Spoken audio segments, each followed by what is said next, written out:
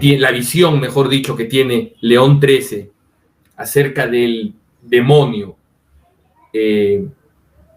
aposentándose, ¿no? Enseñoreándose, probando a la iglesia, ¿no? Cosa que está documentada, que ocurrió y que provocó que el Papa León XIII redacte la oración a San Miguel Arcángel tan hermosa.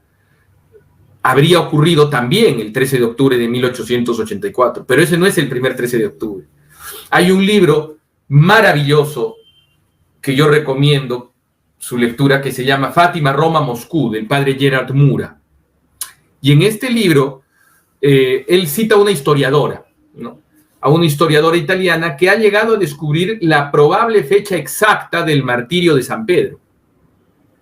Y la fecha exacta del martirio de San Pedro habría sido el 13 de octubre del año 67, ¿no? ¿Y cómo lo calcula? Porque, según cuentan los historiadores, es el aniversario de la coronación del emperador, de la entronización del emperador Nerón, que empezó a ser emperador el 13 de octubre del año 54, ¿no? ¿Y qué ocurre? Lo que cuentan los historiadores contemporáneos es que para festejar en el año 67, que fue el año del incendio de Roma, para festejar un aniversario, hizo juegos donde mandó torturar y quemar a varios cristianos, entre ellos a los principales cristianos de Roma. Entonces, probablemente San Pedro haya muerto un 13 de octubre del año 67. Y eso también tiene que ver con el 13 de mayo, porque el 13 de mayo era la fiesta que la Iglesia romana antigua tenía en el siglo IV para festejar a todos los mártires. Era una fiesta especial que era el día de todos los mártires, el 13 de mayo, ¿no? Entonces, y ese día es el primer día de la aparición de Fátima, ¿no? Que empieza con, claro, después de esa fiesta fue olvidada y fue subsumida en el 1 de noviembre, que es la fiesta de Todos Santos. Pero vemos el ciclo de las apariciones de Fátima, que son el ciclo del anuncio del triunfo del Inmaculado Corazón, que empieza en una fiesta de todos los mártires y termina en la fiesta del primer papa mártir, del pontificado mártir, por así decirlo, ¿no? Entonces, eso es algo muy interesante, ¿no? Este 13 de octubre. Y luego, ya contemporáneamente, a medida que se va acercando el triunfo del Inmaculado Corazón de María, y a medida también que previo a ese triunfo aparece esta crisis, esta apostasía en la Iglesia, también hay 13 de octubre bastante significativos.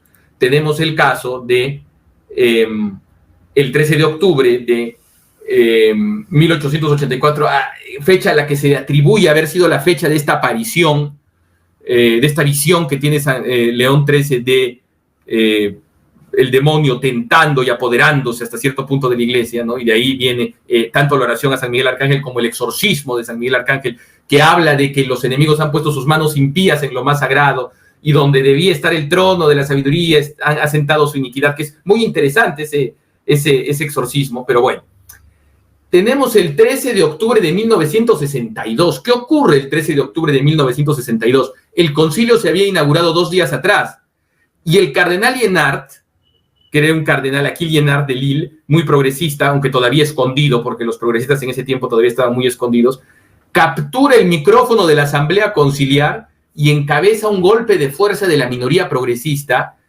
que significa el descarte de los esquemas del sínodo romano previo, que supuestamente eran los esquemas que iban a preparar para que iban a ser los bosquejos de los documentos del concilio, que eran muy ortodoxos y que habían sido elaborados bajo la vigilancia del cardenal Ottaviani, y daría propiamente origen al Concilio Vaticano II, al volver a comenzar los trabajos de elaboración de los documentos, pero esta vez con peritos progresistas y con un consenso manufacturado. Eso ocurre el 13 de octubre de 1962, es la famosa intervención del cardenal Aquile Liénard.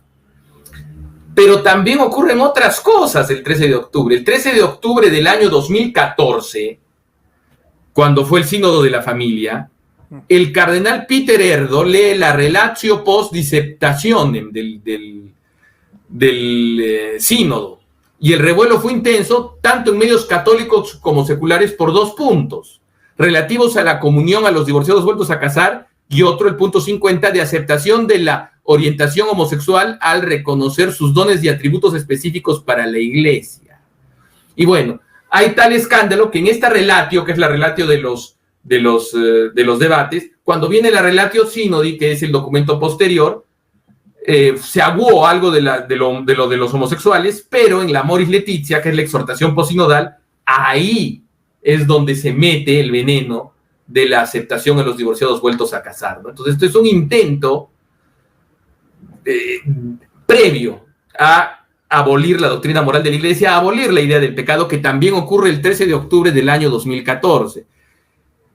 Y finalmente, el 13 de octubre del 2016 es este día famoso en que el Papa Francisco recibe una delegación de peregrinos luteranos alemanes y en la que se pone en un puesto de honor en el aula Pablo VI una estatua de Lutero. ¿Se acuerda esa estatua?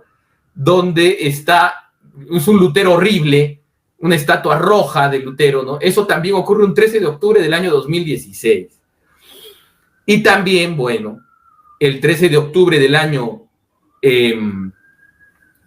1973 es la última locución a Sorinés Sagawa, Sorinés Sagawa creo que es, en Akita, ¿no? ¿Se acuerdan que Akita es una lacrimación de una estatua de la Virgen y a la vez unas locuciones a una religiosa con mensajes para la iglesia, ¿no?